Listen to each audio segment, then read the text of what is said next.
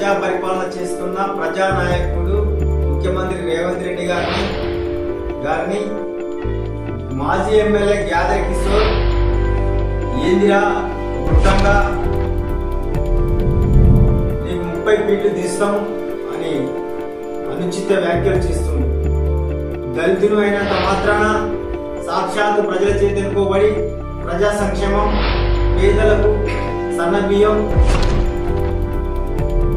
Ration card 10 ఏళ్ళని ప్రభుత్వం గత ప్రభుత్వం ఇవ్వకపోయినా రేషన్ కార్డు ఇచ్చి 40 లక్షల మంది సుమారు పేదలకు కడుపునిండా అన్నం పెట్టి రేషన్ కార్డు ఇచ్చుకుంటూ, మహిళలకు బస్సు ఫ్రీ అనుకుంటూ, ఇందిరమ్మ ఇల్లు పేదలకు మీ గత ప్రభుత్వం ఒక ఇల్లు ఇవ్వకపోయిన పేదలకు ఇందిరమ్మ ఇల్లు ఇచ్చుకుంటూ, నీ వర్గీకరణ ఎస్సీ వర్గీకరణ సాధించింది కూడా ఆ రేవంత్ అన్న గుర్తుపెట్టుకోవాలి. ఇలా బీసీలకు కూడా ఇలా 42% రిజర్వేషన్.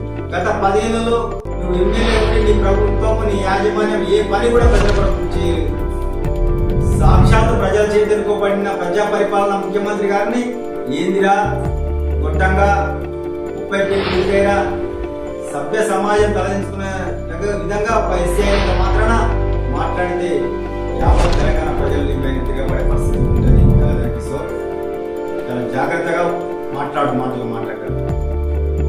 నీ పక్కన కూర్చున్న జగదీష్ రెడ్డి అసంటోడు పొంగిరెడ్డి శ్రీనివాసరెడ్డిని శ్రీనివాసరెడ్డి గారు వారు అని గౌరవంగా సంబోధిస్తుంది. నువ్వు ఇంత తొందరగా లేచేసి ఎగిరెగిరి ఆ రోజు ఏమైనా డబ్బులు సంపాదించుకుని అక్రమార్గంగా అధికారంలో సంపాదించుకున్న డబ్బులను పట్టుకొని ఇవాళ నువ్వు ముఖ్యమంత్రి గారిని అసభ్యంగా అనుచిత వ్యాఖ్యలు చేయడం తగదు. ఇక నుండైనా నువ్వు మంచిగా ప్రజల చేత మరణం పొందుకుంటూ ప్రజలకు న్యాయం జరుగుతుంది ప్రభుత్వంలో, ప్రజాప్రభుత్వంలో కాబట్టి వారి ప్రజల యొక్క నాడి తెలుసుకొని నువ్వు మాట్లాడాల్సిన అవసరం ఉంది. అంతకు మించి తస్మత్ జాగ్రత్త. ప్రజా పరిపాలన పైన, ప్రజా ముఖ్యమంత్రి పైన ఇలాగే అనుచిత వ్యాఖ్యలు చేస్తే కాంగ్రెస్ పార్టీ కార్యకర్తలు నీ పైన తిరగబడే రోజు వస్తుంది.